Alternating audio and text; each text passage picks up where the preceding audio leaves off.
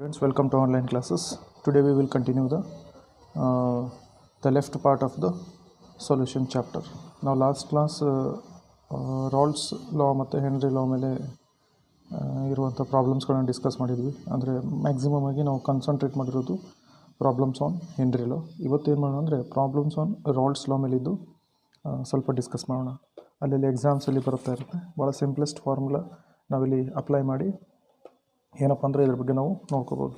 ಎಲ್ಲಕ್ಕಿಂತ ಮುಂಚೆ ನಿಮ್ಗೆ ಗೊತ್ತಿರಬೇಕು ರಾಲ್ಸ್ ಲಾ ಫಾರ್ಮುಲಾ ಏನಂತ. ರಾಲ್ಸ್ ಲಾ ಫಾರ್ಮುಲಾ ಬಂದು ಏನು ಹೇಳುತ್ತೆ, P A is equal to P nought A into X A ಅಂತ ಹೇಳುತ್ತೆ, ಅಥವಾ P B is equal to P nought B into X B ಅಂತ ಹೇಳುತ್ತೆ. ಇದಕ್ಕೆ ನಾವೇನಂತ ಕರಿತೀವಿ ಅಂದರೆ ರಾಲ್ಸ್ ಲಾ ಅಂತ ಕರಿತೀವಿ. Okay, so Raoult's law actually tells about what vapour pressure of a solution of a volatile component is directly proportional to their mole fraction ಅಂತ ಹೇಳ್ತದೆ. ಓಕೆನಾ. ಸೊ ಹೀಗಾಗಿ ಅದನ್ನೇ ನಾವು ಕಾನ್ಸಂಟ್ರೇಟ್ ಮಾಡಿಕೊಂಡು 2-3 ಪ್ರಾಬ್ಲಮ್ಸ್ ಇದೆ. ಒಂದು ಪ್ರಾಬ್ಲಮ್ ಎನ್ ಸಿ ಆರ್ ಟಿಯಿಂದ ತೊಗೊಂಡಿದ್ದೀನಿ, ಮತ್ತೊಂದು ಬುಕ್ ಪ್ರಾಬ್ಲಮಿಂದ ನಾವು ನೋಡೋಣ. Okay, so problem is here. Problem ಏನು ಹೇಳುತ್ತೆ ಮೊದಲು ಲಕ್ಷ್ಯ ಕೊಟ್ಟು ಓದೋಣ. ಸ್ವಲ್ಪ one second hold on. Okay, problem ಏನು ಹೇಳುತ್ತೆ, the vapor pressure of ethyl alcohol at 298 Kelvin is 40 mm of Hg. Its mole fraction in a solution with methyl alcohol is 0.80. What is the vapor pressure of the solution if the mixture obey Raoult's law? So ಈ ರೀತಿಯಾದಂಥ ಒಂದು question ಇದೆ. ಮೊದಲನೇದಾಗಿ ಭಾಳ simple ಆಗಿರುವಂಥ question ಇದು.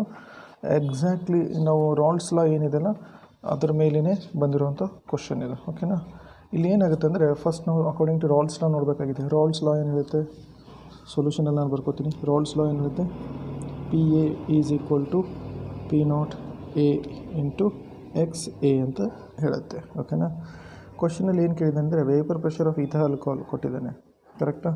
Ethyl alcohol 40 mm ಇದೆ ಅಂತ ಕೊಟ್ಟಿದ್ದಾನೆ. ಅದರ ಮೋಲ್ ಫ್ರ್ಯಾಕ್ಷನ್ ಕೂಡ ಕೊಟ್ಟಿದ್ದಾನೆ. ಓಕೆನಾ. ಅಂದರೆ ಮೋಲ್ ಫ್ರ್ಯಾಕ್ಷನ್ ಅಂದರೆ ಎಕ್ಸ್ ಎ ಕೂಡ ಕೊಟ್ಟಿದ್ದಾನೆ. What is the vapour pressure in the solution, ಅಂದರೆ ಸೊಲ್ಯೂಷನ್ ಹೊಲ್ಲಿ ಹೋಗಿದ ಕೂಡಲೇ ಅದು ಪ್ಯೂರ್ ಅಂತ ಆಗುತ್ತೇನೋ, ಅದು ಪ್ಯೂರ್ ಆಗಲ್ಲ. ಸೊಲ್ಯೂಷನ್ ವೇಪರ್ ಪ್ರೆಷರ್ ಇರುತ್ತೆ ಅಂದರೆ ಸೊಲ್ಯೂಷನ್ ಒಳಗಡೆ.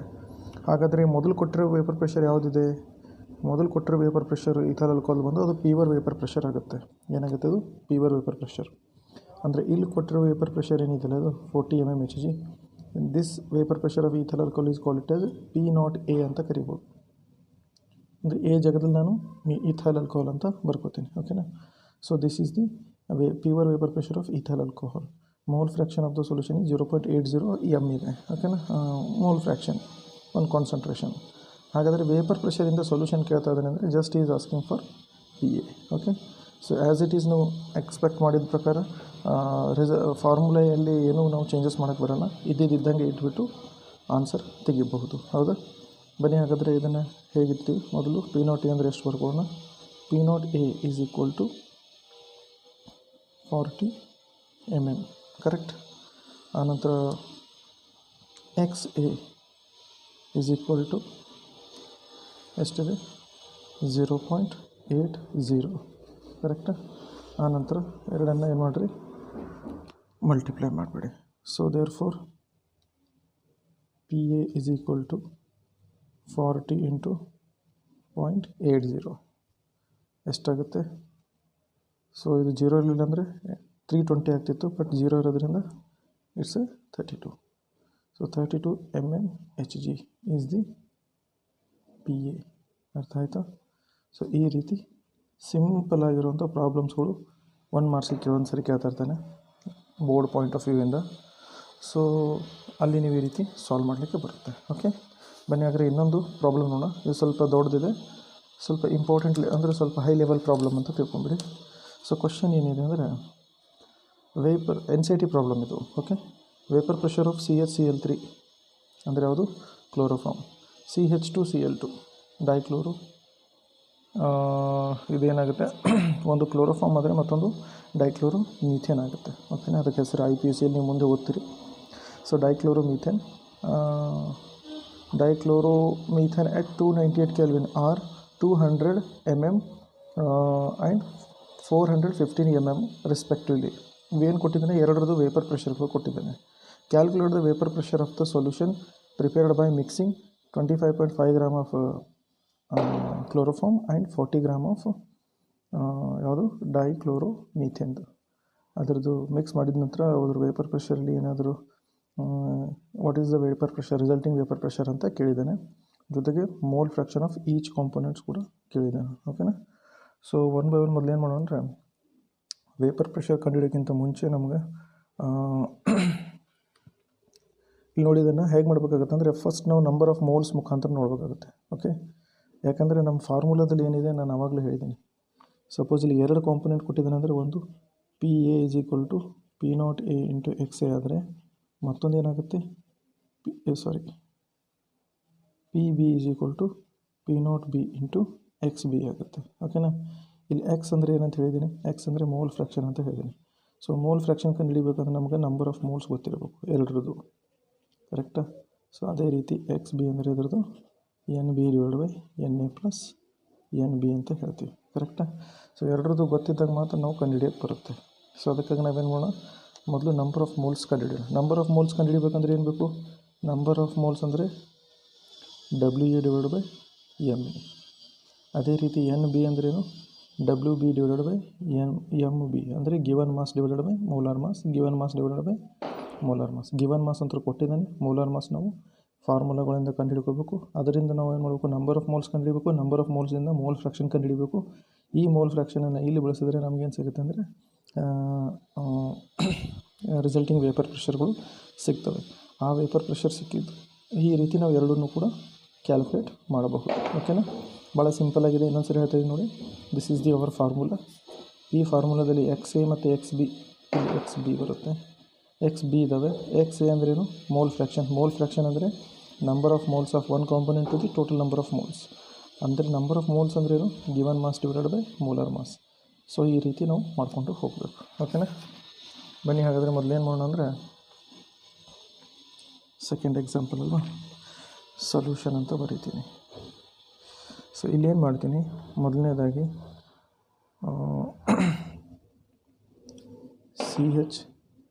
CH ಇದು ಮಾಲಿಕ್ಯುಲರ್ ಮಾಸ್ ಕಂಡುಹಿಡಿಯೋಣ. CH ಅಂದರೆ ಎಷ್ಟಿದೆ, ಕಾರ್ಬನ್ ಎಷ್ಟಿದೆ 12 ಪ್ಲಸ್ ಹೈಡ್ರೋಜನ್ ಎಷ್ಟಿದೆ 1 ಪ್ಲಸ್ ಕ್ಲೋರಿನ್ ಎಷ್ಟಿದೆ 35.5 ಇಂಟು 3 3 ಸರಿ ಇದೆ. ಇವನ್ನೆಲ್ಲ ಕೂಡಿಸಿದಾಗ ಎಷ್ಟಾಗುತ್ತೆ ಅಂದರೆ it is around 119.5 grams per mole ಆಗುತ್ತೆ. ಇದು ಯಾವುದಿದು, ಮೋಲಾರ್ ಮಾಸ್. ಓಕೆ, CH ಇದು ಒಂದು ಕಂಡುಹಿಡಿದ್ವಿ. ಅದೇ ರೀತಿ ಮೋಲಾರ್ ಮಾಸ್ ಫಾರ್ CHCl2 ಕಂಡುಹಿಡಿಯಿರಿ. ಎಲ್ಲ ಸೇಮ್ ಇದೆ, ಇಂಟು 2 ಮಾಡ್ಕೊಬೇಕಷ್ಟೇ, ಕರೆಕ್ಟಲ್ಲ. ಒಂದು ಹೈಡ್ರೋಜನ್ ಏನಾಗಿದೆ ಇಲ್ಲಿ CH2, ಒಂದು ಹೈಡ್ರೋಜನ್ ಜಾಸ್ತಿ ಆಗಿದೆ, ಒಂದು ಕ್ಲೋರಿನು ಕಡಿಮೆ ಆಗಿದೆ. ಎಷ್ಟಾಗುತ್ತೆ 12 ಪ್ಲಸ್ 2 ಪ್ಲಸ್ 35.5 ಇಂಟು 2 ಆಗುತ್ತೆ. ಸೊ ಇದನ್ನೆಲ್ಲ ಕೂಡಿಸಿದ್ರೆ ಎಷ್ಟಾಗುತ್ತೆ ಹಾಗೆ 85 ಗ್ರಾಮ್ಸ್ ಪರ್ ಮೋಲ್ ಆಗುತ್ತೆ. ಸೊ ಈ ರೀತಿ ನಮಗೇನು ಸಿಕ್ತು, 2 ಮೋಲಾರ್ ಮಾಸ್ ಸಿಕ್ಕಿತು. ಯಾವುದ್ರದ್ದು CH2Cl2 ಒಂದು, ಮತ್ತೊಂದು CHCl3 ಒಂದು. 2 ಮೋಲಾರ್ ಮಾಸ್ ಸಿಕ್ಕಿದ ಕೂಡಲೇ ನಾವೇನು ಮಾಡ್ತೀವಿ, ನಂಬರ್ ಆಫ್ ಮೋಲ್ಸ್ ಕಂಡುಹಿಡಿತೀವಿ. NCHCl3 ಹಿಡಿಯೋಣ. NCH3 ಅಂದರೆ ಗಿವನ್ ಮಾಸ್ ಅಂದ್ರೇನು, WCHCl3 ಡಿವೈಡೆಡ್ ಬೈ MCHCl3. ಅರ್ಥ ಆಗ್ತದೆ ನಾನು ಹೇಳಿದ್ದು. ಸೊ ಗಿವನ್ ಮಾಸ್ ಎಷ್ಟಿದೆ, ಗಿವನ್ ಮಾಸು ಪ್ರಾಬ್ಲಮಲ್ಲಿದೆ ನೋಡಿ. ಗಿವನ್ ಮಾಸ್ ಅಂದರೆ ಎಷ್ಟು ಕೊಟ್ಟಾನೆ, ಬೈ ಮಿಕ್ಸಿಂಗ್ 25.5 ಗ್ರಾಮ್. 25.5 ಗ್ರಾಮ್ ಅಂದರೆ ಇಲ್ಲಿ ಬರೆಯೋಣ, 25.5 gram divided by molar mass ಅಂದರೆ ಎಷ್ಟು ಬಂದಿದೆ ಇವಾಗ 119.5. ಎರಡೂ ಮಾಡಿದ್ರೆ ನಮಗೇನು ಸಿಗುತ್ತೆ, CHCl3 is equal to it is around 0.213 moles. ಈಗ ನಮಗೇನು ಸಿಕ್ತು, ಎನ್ ವ್ಯಾಲ್ಯೂ ಸಿಕ್ತು. ಓಕೆನಾ. ಈ ಒಂದು ಎನ್ ವ್ಯಾಲ್ಯೂ ಸಿಕ್ಕರೆ ಮತ್ತೊಂದು ಎನ್ ವ್ಯಾಲ್ಯೂನ ಕಂಡುಹಿಡಿಬೇಕು. ಯಾವುದ್ರದ್ದು, NCH2Cl2. ಅದರದ್ದು ಹೇಗೆ WCH2Cl2 divided by MCH2Cl2 is equal to W ಅಂದರೆ ಎಷ್ಟು, ಗಿವನ್ ಮಾಸ್ ಎಷ್ಟಿದೆ, ಗಿವನ್ ಮಾಸ್ ಬಂದು 40 ಗ್ರಾಮ್ ಇದೆ. So 40 gram divided by MCH2Cl2 ಎಷ್ಟಿದೆ, 85 ಗ್ರಾಮ್. 85 ಗ್ರಾಮ್ ಎರಡು ಮಾಡಿದ್ರೆ ಎಷ್ಟು ಬರುತ್ತೆ, NCH2Cl2 value is equal to it is around 0.470 mole. So ಈ ರೀತಿ ನಮಗೆ ಎಷ್ಟು ಎರಡು ಎನ್ ವ್ಯಾಲ್ಯೂಗಳು ಕೂಡ ಬಂದವು. ಕರೆಕ್ಟಾ? ಈ ಎನ್ ವ್ಯಾಲ್ಯೂ ಬಂದರೆ ನಾವೇನು ಮಾಡಬೇಕು, ಟೋಟಲ್ ನಂಬರ್ ಆಫ್ ಮೋಲ್ಸ್ ಕಂಡುಹಿಡಿಯಬೇಕು. ಕರೆಕ್ಟಾ? Total number of moles, therefore total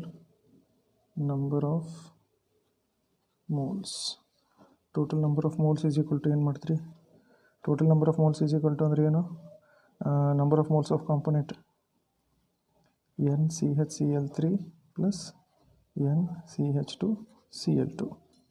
ಕರೆಕ್ಟಾ? ಎಷ್ಟಾಗುತ್ತೆ ನೋಡಿರಿ, ಒಂದು 0.213 ಇದೆ, ಮತ್ತೊಂದು 0.470 ಇದೆ. ಎರಡು ಕೂಡಿಸಿದರೆ ಎಷ್ಟಾಗುತ್ತೆ, 0.683 ಮೋಲ್ಸ್.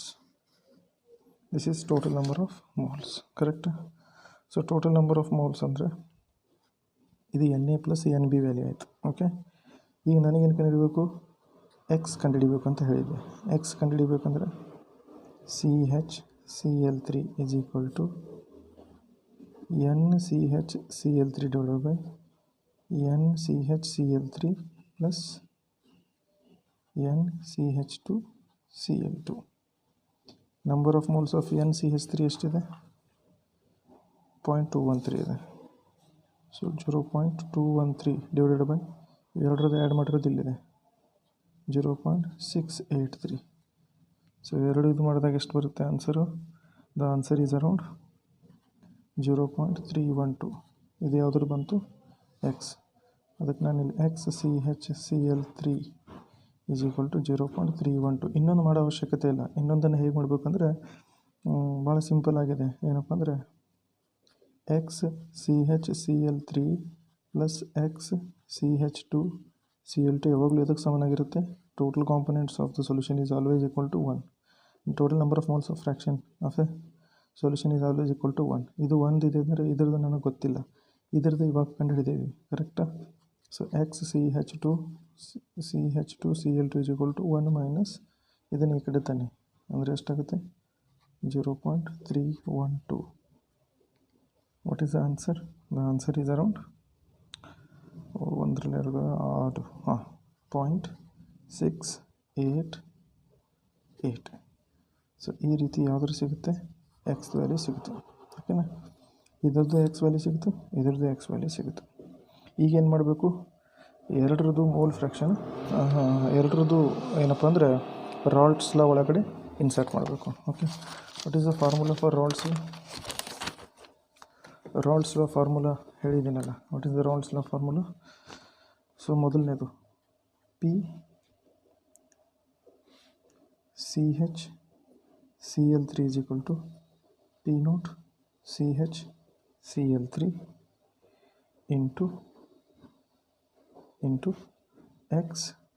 CHCl3. ಕರೆಕ್ಟಾ? P0 ಅಂದರೆ ಎಷ್ಟು ಬಂದಿದೆ, P0 ಅಂದರೆ pure vapour pressure. Pure vapour pressure ಎಷ್ಟು ಕೊಟ್ಟಿದ್ದಾನೆ ಅಂದರೆ ಇಟ್ ಈಸ್ ಅರೌಂಡ್ ಪ್ರಾಬ್ಲಮಲ್ಲೇ ಕೊಟ್ಟಿದ್ದಾನೆ. ಎಷ್ಟಿದೆ ರೀ, 200 mm ಇದರದಿದೆ, 415 mm ಇದರದಿದೆ. ನೆನ್ಪು ಮಾಡ್ಕೊಳ್ಳಿ, ಇದು ಇದರದು, ಇದು ಇದರದು. ಓಕೆನಾ? ಸೊ ಅದನ್ನೇ ನಾವಿಲ್ಲಿ ಇನ್ಸರ್ಟ್ ಮಾಡ್ತಾಯಿದ್ದೀವಿ. ಎಷ್ಟಾಗುತ್ತೆ, 200 ಇಂಟು XCHCl3 ಅಂದರೆ ಎಷ್ಟು, ಇವಾಗ ಕಂಡುಹಿಡಿದಿದ್ವಲ್ಲ, ಇಲ್ಲಿ ಕಾಣುತ್ತದಲ್ಲ XCHCl3 0.312.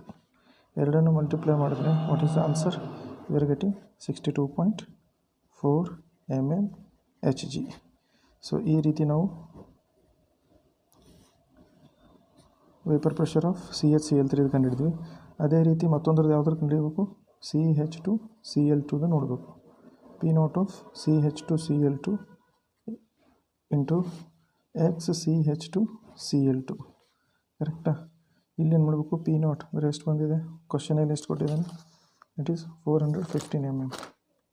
415 mm ಇಂಟು ಇದೆಷ್ಟಿದೆ, ಒಂದರಲ್ಲಿ ಮೈನಸ್ ಮಾಡಿದಾಗ ಎಷ್ಟು ಬಂದಿದೆ, 0.688. 0.688.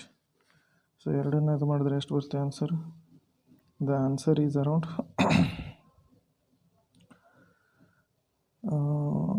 ಮಲ್ಟಿಪ್ಲೈ ಮಾಡಿ 62.4 mm. ವೇಟ್ 62 ಮೇಲಿಂದನ, 1 second calculator.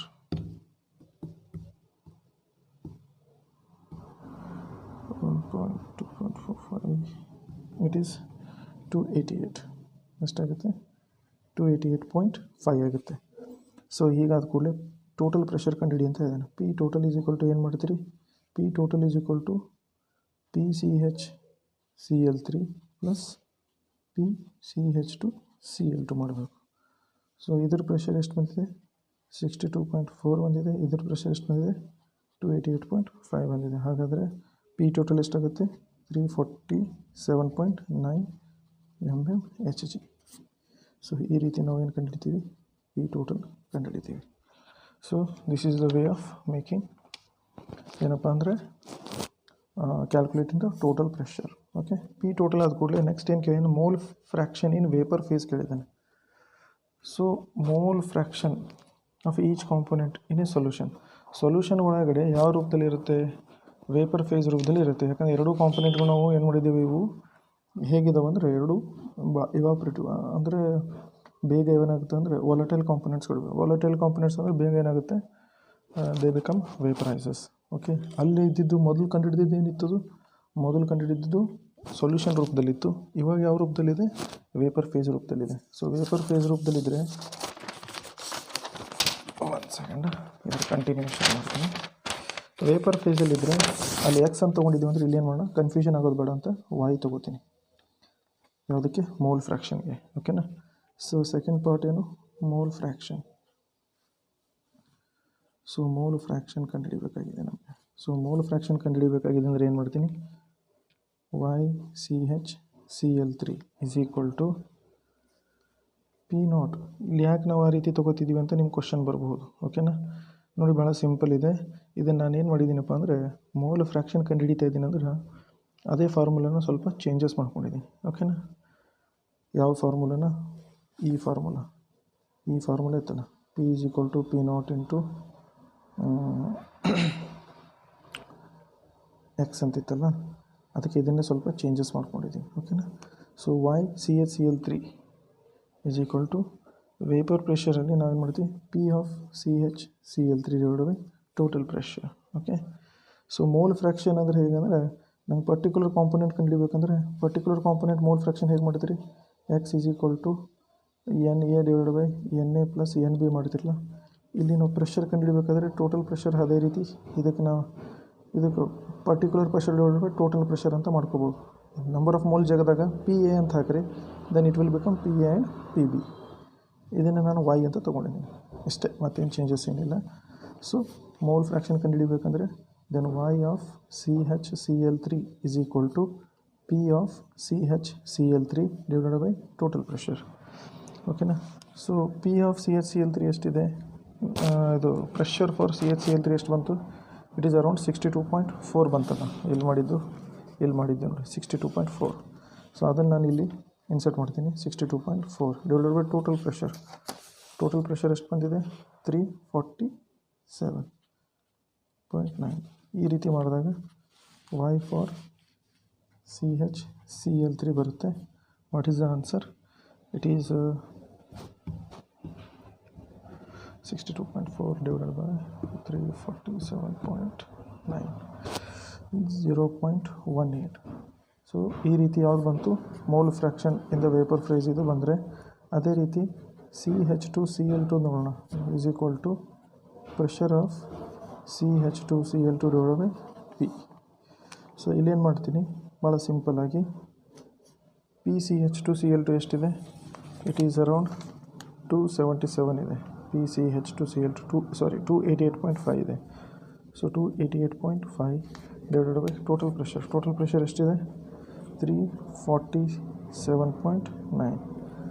So here the answer, what is the answer 288 divided by 347, it is around 0.82. So ಈ ರೀತಿ YCH2Cl2 ಮಾಡ್ತಾರೆ. ಓಕೆ, ತುಂಬ ದೊಡ್ಡದಿತ್ತು ಪ್ರಾಬ್ಲಮ್, ಆದರೂ ಪರವಾಗಿಲ್ಲ, ಸ್ವಲ್ಪ ತಿಳ್ಕೊಳ್ಳಿ ಅಂತ ನಾನು ಈ ರೀತಿಯಾದಂಥ ಪ್ರಾಬ್ಲಮ್ ತೊಗೊಂಡಿದ್ದೆ. Okay, so this is about the problem section of the ಏನಂತ ಹೇಳ್ಬೋದು ರಾಲ್ಸ್ ಲಾ. ಓಕೆ, ಮತ್ತು ಏನಾದರೂ ಹೆಚ್ಚಿನ ಪ್ರಾಬ್ಲಮ್ಸ್ಗಳು ನಿಮಗೆ ಸಾಲ್ವ್ ಮಾಡಬೇಕಾಗಿದ್ದರೆ NCERT ಥ್ರೂ ಹೋಗಿಬಿಡಿ. ಅಲ್ಲಿ ಏನೇ ಡೌಟ್ಸ್ ಇದ್ದರೂ ಕೂಡ ಯು ಜಸ್ಟ್ ಪೋಸ್ಟ್ ಇಟ್. ಇಲ್ಲಾಂದರೆ ಜಸ್ಟ್ ನೀವು ಸರ್ ಇನ್ನೊಂದೆರಡು ಪ್ರಾಬ್ಲಮ್ಸ್ ಮಾಡಿಸಿ ಅಂದರೆ I will go through the next videos. Okay, ಅದಾದ ಕೂಡಲೇ ಇವಾಗ ಏನಪ್ಪ ಅಂದರೆ ನೆಕ್ಸ್ಟ್ ಟಾಪಿಕ್ ಬರುತ್ತೆ ಅಜಿಯೋಟ್ರೋಪಿಕ್ ಮಿಕ್ಸ್ಚರ್ ಅಂತ ಬರುತ್ತೆ. ಓಕೆ, ಸೊ ಈ ಅಜಿಯೋಟ್ರೋಪಿಕ್ ಮಿಕ್ಸ್ಚರ್ ಬಂದ ನಂತರ ನಾವು ಏನು ಡಿಸ್ಕಸ್ ಮಾಡ್ತೀವಿ ಅಂದರೆ we will go through the next topic ಬರುತ್ತೆ, ಯಾವುದಪ್ಪ ಅಂದರೆ colligative property at the end of this chapter. So what is azeotropic mixtures? Okay, azeotropic mixtures ಅಂದರೆ ಕಾನ್ಸ್ಟಂಟ್ ಬಾಯ್ಲಿಂಗ್ ಪಾಯಿಂಟ್ ಮಿಕ್ಸ್ಚರ್ಗಳಿಗೆ ನಾವೇನಂತ ಕರಿತೀವಿ ಅಜಿಯೋಟ್ರೋಪಿಕ್ ಮಿಕ್ಸ್ಚರ್ಸ್ ಅಂತ ಕರಿತೀವಿ. ಏನಂತ ಕರಿತೀವಿ? ಕಾನ್ಸ್ಟಂಟ್ ಬಾಯ್ಲಿಂಗ್ ಪಾಯಿಂಟ್ ಮಿಕ್ಸ್ಚರ್ಸ್ಗಳಿಗೆ ಅಜಿಯೋಟ್ರೋಪಿಕ್ ಮಿಕ್ಸ್ಚರ್ಸ್ ಅಂತ ಕರಿತೀವಿ. ಇದರಲ್ಲಿ ಎರಡು ರೀತಿ ಬರುತ್ತೆ. ಯಾವುದಂದರೆ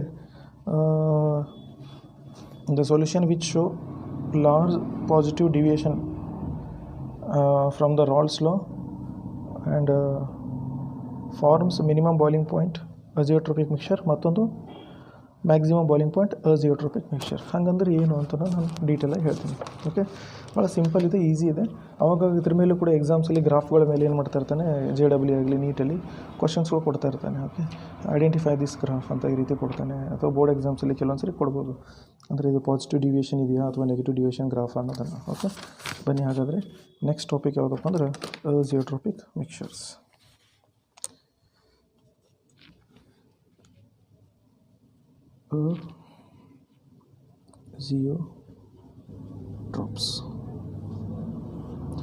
ಅಜಿಯೋಟ್ರೋಪ್ಸ್ ಅಂದರೆ ಏನು? ಭಾಳ ಸಿಂಪಲಾಗಿ ಹೇಳ್ಬೇಕಂದ್ರೆ ಯಾವುದೇ ಒಂದು ಸೊಲ್ಯೂಷನ್ ಇದೆ, ಆ ಸೊಲ್ಯೂಷನ್ಗೆ ನಾವು ಮಿಕ್ಸ್ ಮಾಡ್ತೀವಿ. ಮಿಕ್ಸ್ ಮಾಡಿದ ಕೂಡಲೇ ಅದೇನಾಗುತ್ತೆ, ಲಿಕ್ವಿಡ್ ಮಿಕ್ಸ್ಚರ್ಗಳು ಮಿಕ್ಸ್ ಆಗಿ ಸೊಲ್ಯೂಷನ್ ಆಗುತ್ತೆ. ಕಾಂಪೊನೆಂಟ್ಸ್ಗಳು ಮಿಕ್ಸ್ ಮಾಡ್ತೀವಿ, ಮಿಕ್ಸ್ ಆದ ಕೂಡಲೇ ಸೊಲ್ಯೂಷನ್ ಆಗುತ್ತೆ. ಅವು ಏನಾಗುತ್ತೆ ಅಂದರೆ they boils at a constant temperature. ಓಕೆನಾ, ಅವೆರಡು ಮಿಕ್ಸ್ ಆದ ಕೂಡಲೇ ಒಂದೇ ಕಾಂಪೊನೆಂಟ್ಗಳಾಗ್ಬಿಡ್ತವೆ. ಓಕೆ, ಮೊದಲು ಬೇರೆ ಬೇರೆ ಕಾಂಪೊನೆಂಟ್ಗಳಿದ್ದು ಮಿಕ್ಸ್ ಆದ ಕೂಡಲೇ ಒಂದೇ ಕಾಂಪೊನೆಂಟ್ ಥರ ವರ್ತನೆ ಮಾಡ್ತವೆ. They act like a single component and they start to boil at a constant temperature and they cannot be distilled. ಅಂದರೆ ಸಪ್ರೇಟ್ ಮಾಡಲಿಕ್ಕೆ ಚೇಂಜ್ ಅಂದರೆ ದೇರ್ ಕಾಂಪೋಸಿಷನ್ ನಾವು ಸಪ್ರೇಟ್ ಮಾಡಲಿಕ್ಕೆ ಆಗಲ್ಲವಲ್ಲ, ಅಂತಹಕ್ಕೆ ನಾವು ಏನಂತ ಕರಿತೀವಿ ಅಜಿಯೋಟ್ರೋಪಿಕ್ ಮಿಕ್ಸ್ಚರ್ಸ್ ಅಂತ ಕರಿತೀವಿ. The solution which boil at a constant temperature and cannot distill and change in their composition. ಅಂದರೆ ಡಿಸ್ಟಿಲೇಷನ್ ಪ್ರೊಸೆಸ್ ಮುಖಾಂತರ ಒಂದು ಡಿಸ್ಟಿಲೇಷನ್ ಅಂತ ಪ್ರೊಸೆಸ್ ಬರುತ್ತೆ. ಡಿಸ್ಟಿಲೇಷನ್ ಪ್ರೊಸೆಸ್ ಅಂದರೆ ಏನು? ಭಾಳ ಸಿಂಪಲಾಗಿ ಹೇಳ್ತೀನಿ ನೋಡಿ. ಇಲ್ಲೊಂದು ಏನಪ್ಪ ಅಂದರೆ ರೌಂಡ್ ಬಾಟಮ್ ಫ್ಲಾಸ್ಕ್ ಇಟ್ಕೊಂಡು ಅದಕ್ಕೆ ಏನು ಮಾಡ್ತೀವಿ, ಕ್ರಾಸ್ ನೆಕ್ ಇದು ಮಾಡಿಕೊಂಡು ಟ್ಯೂಬ್ ಹಚ್ಕೊಂಡು ಸೈಡ್ ಟ್ಯೂಬ್ ಹಚ್ಕೊಂಡು ಏನು ಮಾಡ್ತಾರಪ್ಪ ಅಂದರೆ ಈ ರೀತಿ ಸೆಟಪ್ ಬರುತ್ತೆ. ನಿಮ್ಮ ಹೈಯರ್ ಕೆಮಿಸ್ಟ್ರಿ ಹೋದಾಗ ಇಲ್ಲೇನು ಮಾಡ್ತಾರೆ, ಅದಕ್ಕೆ ಹೀಟ್ ಮಾಡ್ತಾರೆ. ಓಕೆನಾ, ಇದರಲ್ಲಿ ಎರಡು ಮಿಕ್ಸ್ಚರ್ ಇದ್ದಾವೆ ಅಂತ ತಿಳ್ಕೊಳ್ಳಿ. ಹೀಟ್ ಮಾಡ್ಲಿತ್ತಿನಾಗ ಏನಾಗುತ್ತೆ, ಎರಡು ಮಿಕ್ಸ್ಚರ್ಗಳನ್ನು ನಾವು ಸಪ್ರೇಟ್ ಮಾಡಬೇಕಂದ್ರೆ ಏನು ಮಾಡ್ತೀವಿ ಅಂದರೆ ಅದರ ಬಾಯ್ಲಿಂಗ್ ಪಾಯಿಂಟ್ಗೆ ಹೀಟ್ ಮಾಡ್ತೀವಿ. ಸಪೋಸ್ ಒಂದ್ರ ಬಾಯ್ಲಿಂಗ್ ಪಾಯಿಂಟು 50 ಡಿಗ್ರಿ ಇದೆ, ಮತ್ತೊಂದ್ರ ಬಾಯ್ಲಿಂಗ್ ಪಾಯಿಂಟ್ 60 ಡಿಗ್ರಿ ಇದೆ ಅಂತ ತಿಳ್ಕೊಳ್ಳಿ. ಎರಡು ಕಾಂಪೊನೆಂಟ್ಗಳು ಮಿಕ್ಸ್ ಇದ್ದಾವೆ. ಹೀಗಾದರೆ ಎರಡರಲ್ಲಿ ಯಾವುದು ಬೇಗ ಬರುತ್ತೆ? ಇದು ಬೇಗ ಹೊರಗಡೆ ಬರುತ್ತೆ, ಹೌದಾ? 50 ಡಿಗ್ರಿ ರೀಚ್ ಆದ ಕೂಡಲೇ ಇದು ಹೊರಗಡೆ ಬರುತ್ತೆ, ಆವಿಯಾಗಿ ಅದರದ್ದು ವೇಪರೈಸಸ್ ಆಗಿ ಹೊರಗಡೆ ಬರುತ್ತೆ. ಈ ಪ್ರೊಸೆಸಿಂಗ್ ನಾವೇನಂತ ಕರಿತೀವಿ ಡಿಸ್ಟಿಲೇಷನ್ ಅಂತ ಕರಿತೀವಿ. ಇದು ಹಾಗೆ ಉಳ್ಕೊಳ್ಳುತ್ತೆ. 60 ಆದ ಕೂಡಲೇ ಇದನ್ನು ಹೊರಗಡೆ ಬರುತ್ತೆ. ಅರ್ಥ ಆಯ್ತಾ? ಸೊ ಡಿಸ್ಟಿಲೇಟ್ ಮಾಡ್ತೀವಿ ಅಂದರೆ ಬಟ್ಟೆ ಇಳಿಸೋದಂತ ಕೇಳಿಲ್ಲ, ಆವಿ ಮಾಡ್ತಾರಲ್ಲ ಆ ರೀತಿ. ಸೊ ಹೀಗೆ ಮಾಡೋದ್ರಿಂದ ಇದು ಬೇಗ ಹೊರಗೆ ಬರುತ್ತೆ, ಇದು ಅಲ್ಲೇ ಉಳ್ಕೊಳ್ಳುತ್ತೆ. ಓಕೆ, ಈಗ ಅಜಿಯೋಟ್ರೋಪಿಕ್ ಮಿಕ್ಸ್ಚರ್ಸ್ ಅಂದ್ರೆ ಏನು? ಎರಡೂ ಮಿಕ್ಸ್ ಮಾಡಿದ ಕೂಡಲೇ ಈ ಪ್ರೊಸೆಸ್ ಅಪ್ಲೈ ಮಾಡಿದ್ರೂ ಕೂಡ ಇದು ಎರಡರಲ್ಲಿ ಯಾವುದೂ ಹೊರಗೆ ಬರಲ್ಲ. ಅರ್ಥ ಆಯ್ತಾ? ಅಂದರೆ ಎರಡು ಒಂದೇ ಕಾಂಪೊನೆಂಟ್ಗಳ ಥರ ವರ್ತನೆ ಮಾಡ್ತವೆ. And they boil at A constant temperature. ಒಂದು ಬೇರೆ ಟೆಂಪ್ರೇಚರ್ ಅದ್ರ ಬಾಯ್ಲಿಂಗ್ ಪಾಯಿಂಟಾಗಿ ಮಾಡ್ಕೊಂಡ್ಬಿಡ್ತವೆ. ಆ ಬಾಯ್ಲಿಂಗ್ ಪಾಯಿಂಟಲ್ಲಿ ಅವೇನಾಗುತ್ತೆ ಎರಡು ಅನ್ಚೇಂಜ್ ಆಗದೆ ಎರಡರದ್ದು ಮಿಕ್ಸರ್ ಹೊರಗಡೆ ಬಂದುಬಿಡುತ್ತೆ. ಅಂದರೆ ಅದ್ರ ಕಾಂಪೋಸಿಷನಲ್ಲಿ ಏನೇ ಚೇಂಜಸ್ ಆಗಲ್ಲ. ಓಕೆನಾ? ಅಂಥದಕ್ಕೆ ಏನಂತ ಕರಿತೀವಿ ಅಂದರೆ ಅಜಿಯೋಟ್ರೋಪಿಕ್ ಮಿಕ್ಸರ್ಸ್ ಅಂತ ಕರಿತೀವಿ. ಅರ್ಥ ಆಗ್ಲಿತ್ತಲ್ಲ ನಾನು ಹೇಳಿದ್ದು? ಸೊ ಇದನ್ನೇ ನಾವೇನಂತ ಕರಿತೀವಿ? ಅಜಿಯೋಟ್ರೋಪಿಕ್ ಮಿಕ್ಸರ್ಸ್. ಸೊ ಅಜಿಯೋಟ್ರೋಪಿಕ್ ಮಿಕ್ಸರ್ಸ್ ಅಂದ್ರೇನು? The solution which boil at A constant temperature and can distil unchanged in their composition can distil unchanged in their composition. ಇದಕ್ಕೆ ನಾವೇನಂತ ಕರಿತೀವಿ? ಅಜಿಯೋಟ್ರೋಪಿಕ್ ಮಿಕ್ಸರ್ಸ್ ಅಂತ ಕರಿತೀವಿ. ಸೊ ಅವಾಗವಾಗ ಎಕ್ಸಾಮಲ್ಲಿ ಇದ್ರ ಬಗ್ಗೆ ಒಂದೆರಡು ಕ್ವಶನ್ಸ್ ಬಂದಿದೆ. ಡೆಫಿನೇಷನ್ಸ್ ಕೇಳಿರ್ತಾನೆ, ವಾಟರ್ ಅಜಿಯೋಟ್ರೋಪಿಕ್ ಮಿಕ್ಸರ್ಸ್ ಅಂತ ಈ ರೀತಿ ಕ್ವಶನ್ಸ್ ಬರುತ್ತೆ. ಅಥವಾ the liquid mixer which distil over without change in their composition ಅಂತ ಕೂಡ ಹೇಳಬಹುದು. Okay, liquid mixer which distil over without change in composition, simple definition. Okay, ಬನ್ನಿ ಹಾಗಾದ್ರೆ ಅಜಿಯೋಟ್ರೋಪಿಕ್ ಮಿಕ್ಸರ್ಸ್ ಅಂದರೆ ಏನಂತ ಬರೋಣ.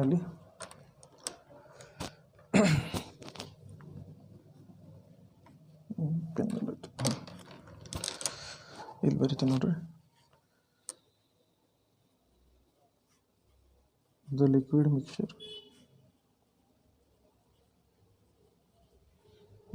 Mixers which distill over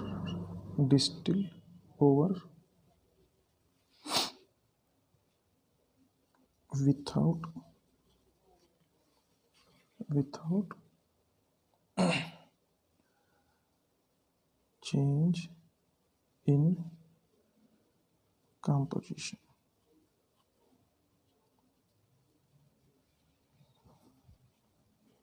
are called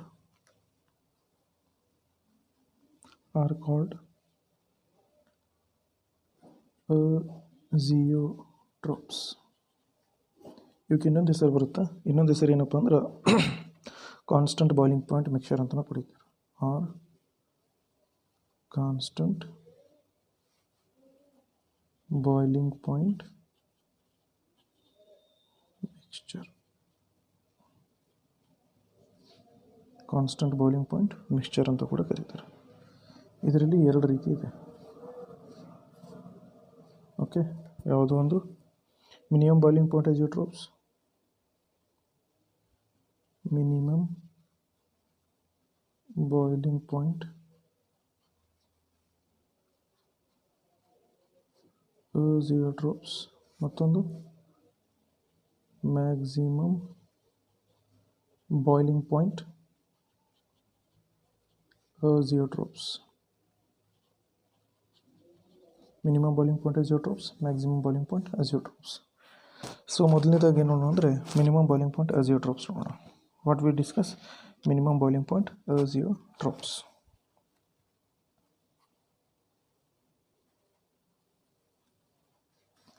minimum boiling point azeotropes. Minimum boiling point azeotropes ಅಂದರೆ ಏನು? ಭಾಳ ಸಿಂಪಲ್ ಇದೆ. ಏನಾಗುತ್ತೆ ಅಂದರೆ ಇವೆಲ್ಲವೂ ನಾವು ಡಿಸ್ಕಸ್ ಮಾಡ್ತೀವಿ ಇದರಲ್ಲಿ ನಾನ್ ಐಡಿಯಲ್ ಸೊಲ್ಯೂಷನಲ್ಲಿ. Okay, the non ideal solution showing large positive deviation from the Raoult's law. ಅರ್ಥ ಆಗ್ಲಿಕ್ಕತ್ತದ? ಅಂದರೆ ಅದರ ಡಿವಿಯೇಟ್ ಏನಾಗ್ತಿದೆ? ಜಾಸ್ತಿ ಆಗ್ತಿದೆ. ಇದಕ್ಕೆ ನಾವೇನಂತ ಕರಿತೀವಿ ಅಂದರೆ ಪಾಸಿಟಿವ್ ಮಿನಿಮಮ್ ಬಾಯ್ಲಿಂಗ್ ಪಾಯಿಂಟ್ ಅಜಿಯೋಟ್ರೋಪ್ಸ್ ಅಂತ ಕರಿತೀವಿ. Showing large positive deviation. ಭಾಳ ಸಿಂಪಲಾಗಿ ಹೇಳ್ಬೇಕಂದ್ರೆ ಈ ರೀತಿ ನಾವು ಹೇಳಿದ್ರೆ ಬರುತ್ತೆ. Large positive deviations. ಸೊ ಈ ಲಾರ್ಜ್ ಪಾಸಿಟಿವ್ ಡಿವಿಯೇಷನ್ ಅಂದರೆ ಹೇಗೆ? ಅದನ್ನು ಕೂಡ ನಾನು ನಿಮ್ಗೆ ಒಂದು ಗ್ರಾಫ್ ಮುಖಾಂತರ ಎಕ್ಸ್ಪ್ಲೇನ್ ಮಾಡಬಲ್ಲೆ. ಓಕೆ, ಒಂದು ಯಾವುದಾದ್ರು ಎಕ್ಸಾಂಪಲ್ ತೊಗೋಬೇಕಪ್ಪ ಅಂದರೆ ಎರಡು ರೀತಿ ಎಕ್ಸಾಂಪಲ್ಸ್ಗಳು ಬರುತ್ತೆ. ಸೊ ಮೊದಲನೇದಾಗಿ ಮಿನಿಮಮ್ ಯಾವ್ದು ತೊಗೊಳ್ಳೋಣ? ಓಕೆ, ಫಸ್ಟ್ ಡೆಫಿನೇಷನ್ ಬರೀತೀನಿ. ಮಿನಿಮಮ್ ಬಾಯ್ಲಿಂಗ್ ಪಾಯಿಂಟ್ ಅಜಿಯೋಟ್ರೋಪ್ಸ್ ಅಂದರೆ the non ideal solutions showing large positive deviation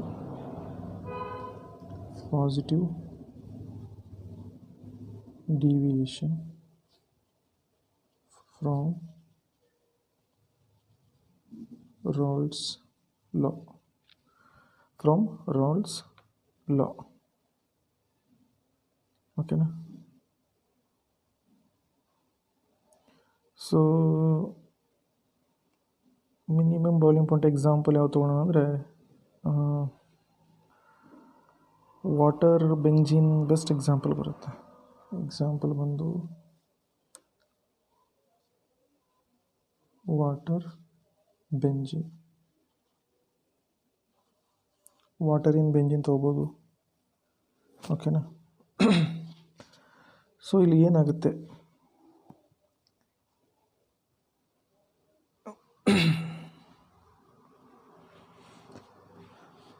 ಇದರದೊಂದು graph ಹಾಕ್ತೀನಿ ಮೊದಲು, ಆನಂತರ ನಿಮಗೆ ಈಸಿಯಾಗಿ ಅರ್ಥ ಆಗುತ್ತೆ. ಓಕೆನಾ. ನೋಡಿ, ಒಂದು ಈ ರೀತಿ ಗ್ರಾಫ್ ತೊಗೋತಿದ್ದೀನಿ.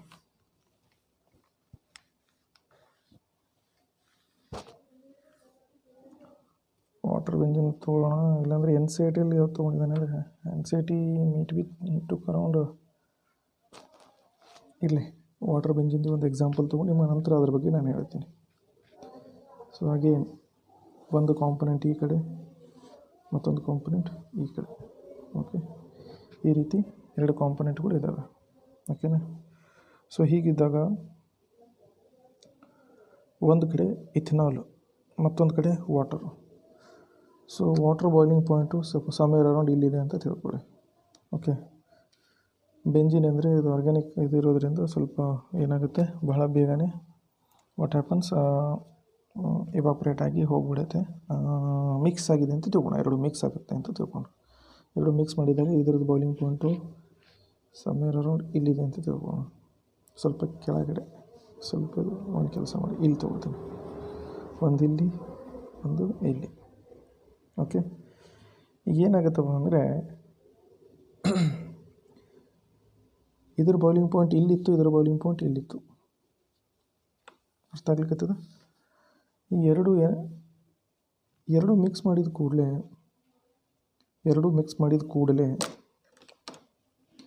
ಇವೆರಡರ ಮಧ್ಯೆ ಇರುವಂಥ ಬಾಯ್ಲಿಂಗ್ ಪಾಯಿಂಟು ಡಿಕ್ರೀಸ್ ಆಗುತ್ತೆ.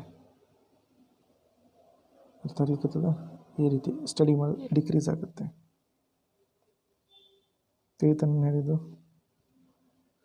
ಸೊ ಈ ರೀತಿ ಡಿಕ್ರೀಸ್ ಆದಾಗ ಇಲ್ಲೊಂದು ಪಾಯಿಂಟ್ ಬರುತ್ತೆ, ಎಲ್ಲಕ್ಕಿಂತ ಕಡಿಮೆ ಡಿಕ್ರೀಸ್ ಯಾವುದಾಗಿದೆಯಲ್ಲ ಆ ಪಾಯಿಂಟಿಗೆ ನಾವೇನಂತ ಕರಿತೀವಿ ಅಂದರೆ ಮಿನಿಮಮ್ ಬಾಯ್ಲಿಂಗ್ ಪಾಯಿಂಟ್ ಅಜಿಯೋಟ್ರೋಪ್ ಅಂತ ಕರಿತೀವಿ. ಏನಂತ ಕರಿತೀವಿ? Minimum boiling point azeotrope. ಅರ್ಥ ಆಗ್ಲಿಕ್ಕತ್ತದನ್ನ ಹೇಳಿಲ್ಲ? ಸಪೋಸ್ ಇಲ್ಲಿ ನಾನು ಬೆಂಜಿನ್ ತೊಗೊಂಡಿದ್ದೀನಿ, ಇಲ್ಲಿ ನಾನು ವಾಟರ್ ತೊಗೊಂಡಿದ್ದೀನಿ ಅಂತ ತಿಳ್ಕೊಳ್ಳಿ. ಇದರ ಬಾಯ್ಲಿಂಗ್ ಪಾಯಿಂಟ್ ಇಲ್ಲಿತ್ತು, ಇದರ ಬಾಯ್ಲಿಂಗ್ ಪಾಯಿಂಟ್ ಇಲ್ಲಿತ್ತು. ಎರಡರ ಮಧ್ಯೆ ಅದೇನಾಗುತ್ತೆ, ಎರಡು ಒಂದಕ್ಕೊಂದು ಮಿಕ್ಸ್ ಮಾಡಿದಾಗ ಡಿಕ್ರೀಸ್ ಆಗುತ್ತೆ. ಡಿಕ್ರೀಸ್ ಆದಾಗ ಒಂದು ಪರ್ಟಿಕ್ಯುಲರ್ ಪಾಯಿಂಟ್ ಬರುತ್ತೆ. ಪರ್ಟಿಕ್ಯುಲರ್ ಪಾಯಿಂಟಿಗೆ ನಾವು ಏನಂತ ಕರಿತೀವಿ? ಈ ಪರ್ಟಿಕ್ಯುಲರ್ ಪಾಯಿಂಟ್ ಬರುತ್ತೆ. ಇದಕ್ಕೆ ನಾನು ಗ್ರಾಫ್ ಹಾಕಿದ್ದೀನಲ್ಲ, ಇದೇ ಏನಪ್ಪ ಅಂದ್ರೆ ಅಜಿಯೋಟ್ರೋಪ್ ಅಂತ ಕರಿತೀವಿ. ಏನಂತ ಕರಿತೀವಿ? ಅಜಿಯೋಟ್ರೋಪ್. ಅರ್ಥ ಆಗ್ಲಿಕ್ಕತ್ತದ? ಸೊ ಇಲ್ಲಾಂದರೆ ಇನ್ನೊಂದು ನಾನು ಚೆನ್ನಾಗಿ ಏನೋ ಹೇಳ್ಬೇಕಂದ್ರೆ ಒಂದು ಎಕ್ಸಾಂಪಲ್ ಇನ್ನೊಂದು ತೊಗೋತೀನಿ. ಈ ಎಕ್ಸಾಂಪಲ್ ಯಾವುದಪ್ಪ ಅಂದರೆ ಇಥನಾಲ್ ಮತ್ತು ಸ್ವಲ್ಪ ಇವಾಗ ನೆನಪು ಬಂದಂಗೆ ಆಯ್ತದು. ಇಲ್ಲಿ ಒಂದು ಕಡೆ ಇಥನಾಲು, ಮತ್ತೊಂದು ಕಡೆ ಇಲ್ಲಿ ಒಂದು ಸೈಡ್ ನಾನು ಇಥನಾಲ್ ತೊಗೊಂಡಿದ್ದೀನಿ, ಮತ್ತೊಂದು ಕಡೆ ಏನು ತೊಗೊಂಡಿದ್ದೀನಿ? ವಾಟರ್ ತೊಗೊಂಡಿದ್ದೀನಿ. ವಾಟರ್ ಕರೆಕ್ಟಾ? ಇಥನಾಲ್ದು ಬಂದು 350 ಕೆಲ್ವಿನ್ ಏನೋ ಇರಬಹುದು. ವಾಟರ್ದಂತರೂ ಎಲ್ಲ 100 ಡಿಗ್ರಿ ಅಂದರೆ 373 ಕೆಲ್ವಿನ್. ಇದು ವಾಟರ್ ಬಾಯ್ಲಿಂಗ್ ಪಾಯಿಂಟ್. ಓಕೆನಾ. ಇದರದ್ದು ಬಾಯ್ಲಿಂಗ್ ಪಾಯಿಂಟ್ ಇಲ್ಲಿದೆ, ಇದರ ಬಾಯ್ಲಿಂಗ್ ಪಾಯಿಂಟ್ ಇಲ್ಲಿದೆ. ಓಕೆನಾ. ರೈಟ್. ಈಗ ಏನಾಗುತ್ತೆ, ಎರಡೂ ಮಿಕ್ಸ್ ಮಾಡಿದ್ದೀವಿ ಅಂತ ತಿಳ್ಕೊಳ್ಳಿ. ಎರಡೂ ಮಿಕ್ಸ್ ಮಾಡಿದಾಗ ಏನಾಗುತ್ತೆ,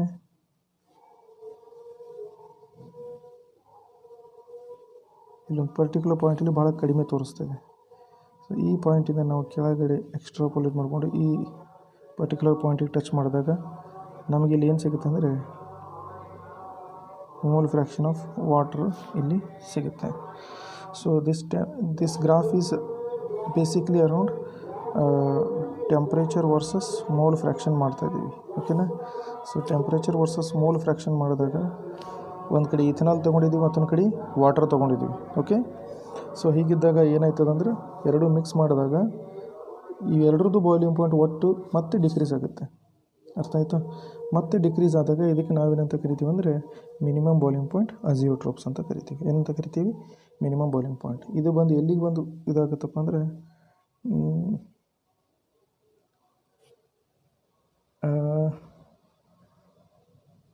ಎಷ್ಟು ಇದೆ ರೀ, ತಲೆಯಲ್ಲಿ ಬರ್ತಾಯಿಲ್ಲ. ಪ್ಯೂರ್ ಇಥನಾಲ್ದು ಒಟ್ಟಲ್ಲಿ ಕಡಿಮೆ ಆಗುತ್ತೆ, ಸ್ವಲ್ಪ ಕಡಿಮೆ ಆಗುತ್ತೆ. ಓಕೆ. ಜಾಸ್ತಿ ಏನಾಗಲ್ಲ, ಸ್ವಲ್ಪ ಕಡಿಮೆ ಆಗುತ್ತೆ. ಸಪೋಸ್ ಇದು 351 ಇದ್ದರೆ ಇದು ಎಲ್ಲಿಗೆ ಬರುತ್ತೆ ಅಂದರೆ 350 ಬರುತ್ತೆ. ಸೊ ಈ ರೀತಿ ಇದು ಹಾಕೋದ್ರಿಂದ ಇದ್ರದ್ದು ಬಾಯ್ಲಿಂಗ್ ಪಾಯಿಂಟ್ ಕಡಿಮೆ ಆಯಿತು. ಅರ್ಥ ಆಯ್ತಾ ನಾ ಹೇಳಿದ್ದು? ಇದು ಹಾಕೋದ್ರಿಂದ ಇದ್ರ ಬಾಯ್ಲಿಂಗ್ ಪಾಯಿಂಟ್ ಕಡಿಮೆ ಆಯಿತು. ಇದಕ್ಕೆ ನಾವೇನಂತ ಕರಿತೀವಿ? ಮಿನಿಮಮ್ ಬಾಯ್ಲಿಂಗ್ ಪಾಯಿಂಟ್ ಅಜಿಯೋಟ್ರೋಪ್ಸ್ ಅಂತ ಕರಿತೀವಿ. ಬನ್ನಿ ಅದೇ ರೀತಿ ಮ್ಯಾಕ್ಸಿಮಮ್ ಬಾಯ್ಲಿಂಗ್ ಪಾಯಿಂಟ್ ಅಜಿಯೋಟ್ರೋಪ್ಸ್ ನೋಡೋಣ. ಸೊ ಮ್ಯಾಕ್ಸಿಮಮ್ ಬಾಯ್ಲಿಂಗ್ ಪಾಯಿಂಟ್ ಅಜಿಯೋಟ್ರೋಪ್ಸಲ್ಲಿ ಏನಾಗುತ್ತೆ ನೋಡೋಣ. ಎರಡನೇ ಟೈಪ್ ಏನಪ್ಪ ಅಂದ್ರೆ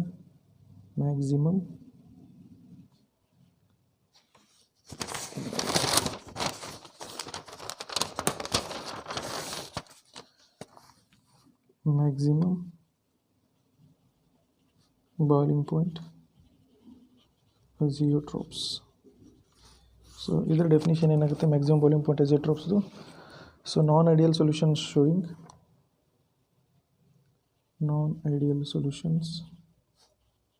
showing large negative deviation.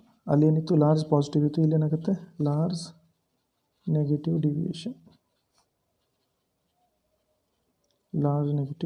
Deviation from Raoult's law. ಇದಕ್ಕೆ ಏನಂತ ಕರಿತೀವಿ? ಮ್ಯಾಕ್ಸಿಮಮ್ ಬಾಯ್ಲಿಂಗ್ ಪಾಯಿಂಟ್ ಅಜಿಯೋಟ್ರೋಪ್ಸ್ ಅಂತ ಕರೀತಾರೆ. ಇಲ್ಲೇನಾದ್ರು ಎಕ್ಸಾಂಪಲ್ ತೊಗೊಂಡ್ರೆ ಭಾಳಷ್ಟು ಎಕ್ಸಾಂಪಲ್ ಬರುತ್ತೆ. ಸೊ ಇಲ್ಲಿ ಒಟ್ಟಾಗಿ ಏನಾಗುತ್ತಪ್ಪ ಅಂದರೆ ಇಲ್ಲಿ ಬಾಯ್ಲಿಂಗ್ ಪಾಯಿಂಟ್ ಕಡಿಮೆ ಇರೋ ಬದಲು ಉಲ್ಟಾ ಏನಾಗುತ್ತೆ ಜಾಸ್ತಿ ಆಗುತ್ತೆ. ಅದಕ್ಕಾಗಿ ನಾವು ಮ್ಯಾಕ್ಸಿಮಮ್ ಬಾಯ್ಲಿಂಗ್ ಪಾಯಿಂಟ್ ಅಜಿಯೋಟ್ರೋಪ್ಸ್ ಅಂತ ಕರಿತೀವಿ. ಎಕ್ಸಾಂಪಲ್ ಬಂದು ಬೇಕಾದ್ರೆ ನೀವು ವಾಟರ್ ಮತ್ತು HCl ಮಿಕ್ಸ್ ಮಾಡಿದ್ದು ತೊಗೋಬೋದು. ಓಕೆನಾ. ಸೊ ಒಂದು ಕಡೆ ಈ ರೀತಿ ಮತ್ತೆ ನಾನು ಗ್ರಾಫ್ ಡ್ರಾಪ್ ಮಾಡಿದೆ ಅಂತ ತಿಳ್ಕೊರಿ. ಇಲ್ಲಿ ನಾವು ಮೋಲ್ ಫ್ರ್ಯಾಕ್ಷನ್ ಆಫ್ HCl ಮಾತಾಡ್ತಾ ಇದ್ದೀನಿ. ಈ ಸೈಡು ಒಂದು ಕಡೆ ನಾನೇನು ತೊಗೋತೀನಿ? ವಾಟರ್ ತೊಗೋತೀನಿ. ಮತ್ತೊಂದು ಕಡೆ ನಾನೇನು ತೊಗೋತೀನಿ? HCl ತೊಗೋತೀನಿ. ಸೊ ವಾಟರ್ ಬಂದು ಇಲ್ಲಿದೆ ಅಂತ ತಿಳ್ಕೊಳ್ಳಿ, the boiling point of water. ಇಲ್ಲಿ the boiling point of HCl ಇದು 188 ಇದ್ದರೆ ಇದಂತೂ ನಮ್ಗೆ ಗೊತ್ತಿದೆ 373 ಕೆಲ್ವಿನ್ ಇದೆ ಅಂತ ತಿಳ್ಕೊಳ್ಳಿ. ಓಕೆನಾ. ಈಗ ಏನಾಗುತ್ತಪ್ಪ ಅಂದರೆ ಇವೆರಡು ಮಿಕ್ಸ್ ಮಾಡೋದ್ರಿಂದ ಇಲ್ಲೇನಾಗುತ್ತೆ ಬಾಯ್ಲಿಂಗ್ ಪಾಯಿಂಟು ಇನ್ಕ್ರೀಸ್ ಆಗುತ್ತೆ. ಸೊ ಎಲ್ಲಿ ಬಂದಿದೆ ಅಂತ ತಿಳ್ಕೊಳ್ಳಿ. ಈ ರೀತಿ ಆಗೋದ್ರಿಂದ ಇಲ್ಲಿ ಯಾವ ರೀತಿ ಗ್ರಾಫ್ ಬರುತ್ತೆ ಅಂದರೆ ಈ ರೀತಿಯಾದಂಥ ಗ್ರಾಫ್ ಬರುತ್ತೆ.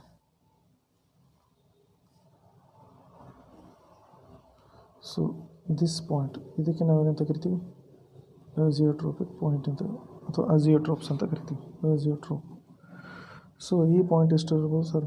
380 ಕೆಲ್ವಿನ್ ಅಂದರೆ ಒಂದು ಸ್ವಲ್ಪ ಜಾಸ್ತಿ ಆಗುತ್ತೆ, ಒಂದು 7 ಡಿಗ್ರಿ ಜಾಸ್ತಿ ಆಗುತ್ತೆ ಅಥವಾ ಒಂದು 7 ಕೆಲ್ವಿನ್ ಜಾಸ್ತಿ ಆಗುತ್ತೆ ಅಂತ ತಿಳ್ಕೊಳ್ಳಿ. ಅಂದರೆ ಏನಾಯಿತು, ಈಗ ವಾಟರ್ದು ಇವೆರಡು ಒಂದಕ್ಕೊಂದು ಮಿಕ್ಸ್ ಮಾಡಿದಾಗ ಎರಡು ಬಾಯ್ಲಿಂಗ್ ಪಾಯಿಂಟ್ ಯಾವುದ್ರದ್ದು ಜಾಸ್ತಿ ಇದೆಯಲ್ಲ ಅದರದ್ದು ಇನ್ನೂ ಜಾಸ್ತಿ ಮಾಡಿಬಿಡುತ್ತೆ. ಎರಡರಲ್ಲಿ ಯಾವ್ದು ಜಾಸ್ತಿ ಇದೆ? ಇದು ಜಾಸ್ತಿ ಇದೆ. ಇದು ಮಿಕ್ಸ್ ಮಾಡೋದ್ರಿಂದ ಇದು ಇನ್ನೂ ಜಾಸ್ತಿ ಆಗುತ್ತೆ. ಇದು ಇನ್ನೂ ಜಾಸ್ತಿಯಾಗಿ ಎಲ್ಲಿ ಬಂದು ರೀಚ್ ಆಯಿತು? 380 ಬಂದು ರೀಚ್ ಆಯಿತು. ಅರ್ಥ ಆಯ್ತಾ ನಾನು ಹೇಳಿದ್ದು? ಸೊ ಈ ರೀತಿ ಮಾಡೋದ್ರಿಂದ ಏನಾಯಿತು ಬಾಯ್ಲಿಂಗ್ ಪಾಯಿಂಟ್ ಜಾಸ್ತಿ ಆಗುತ್ತೆ. ಓಕೆನಾ. ಮತ್ತು ಇವು ಏನಾಗಲ್ಲ ಸಪ್ರೇಟ್ ಅಂತೂ ಆಗಲ್ಲ. ಎರಡರದ್ದು ಬಾಯ್ಲಿಂಗ್ ಪಾಯಿಂಟ್ ಕೂಡಿ ಏನೈತಿವ ಕೂಡಿ ಅಂದ್ರೆ ಏನಪ್ಪ ಇದ್ರ ಬಾಯ್ಲಿಂಗ್ ಪಾಯಿಂಟ್ ಇದು ಮರ್ತೋಯ್ತು, ಇದನ್ನು ಮರ್ತೋಗ್ತು. ಇದು ಹೊಸ ಬಾಯ್ಲಿಂಗ್ ಪಾಯಿಂಟ್ ಎರಡರದ್ದು ಎಷ್ಟಾಯಿತು? ಸಮವೇರ್ ಅರೌಂಡ್ 380 ಆಯಿತು. ಓಕೆನಾ. ಸೊ ಈ ರೀತಿ ಆಗೋದಕ್ಕೆ ನಾವೇನಂತ ಕರಿತೀವಿ? ಮ್ಯಾಕ್ಸಿಮಮ್ ಬಾಯ್ಲಿಂಗ್ ಪಾಯಿಂಟ್ ಅಜಿಯೋಟ್ರೋಪ್ಸ್ ಅಂತ ಕರಿತೀವಿ. ಓಕೆನಾ. So this is all about azeotropic mixtures. So from next class we will discuss about the end part of this chapter. ಅದೇನಪ್ಪ ಅಂದರೆ ಕೊಲಿಗೇಟಿವ್ ಪ್ರಾಪರ್ಟಿ. ಓಕೆ. ಅಲ್ಲಿವರೆಗೆ ಏನಾದರೂ ಡೌಟ್ಸ್ ಇದ್ದರೆ ಕೇಳಬಹುದು. Thank you.